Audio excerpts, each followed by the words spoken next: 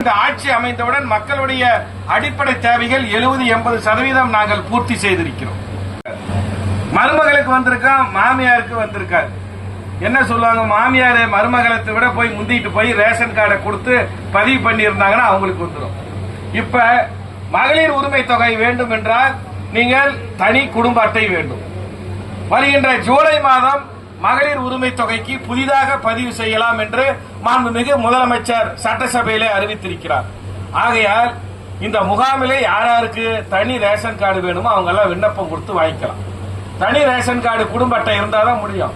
ஆனா நம்ம collector madam என்ன சொல்றாங்கன்னா, தனி ரேஷன் கார்டுக்கு விண்ணப்பம் போடுங்க, ஆனா அங்க சமையல் தனியா நடக்குதான்னு வந்து பாப்பா அப்படிங்கிறாங்க. தனி கிச்சன் இருக்குதா அப்படின்னு அதான் கலெக்டர் மேடம் வந்து பாக்கட்டும். இன்னைக்கெல்லாம் மாமியார் மருமகளை தனித்தனி கிச்சன் தான் வச்சிருக்கிறாங்க. அதனால அதெல்லாம் பிரச்சனையே கிடையாது. ஆகையால் தனித்தனியாக வந்து குடும்ப அட்டை பெற வேண்டும். குடும்ப அட்டை பெற்றால் தான் ஒரு குடும்பத்திற்கு தான் இந்த மகளிர் உரிமை தொகை என்பதை இந்த நேரத்திலே நான் தெரிவித்துக் கொள்கிறேன்.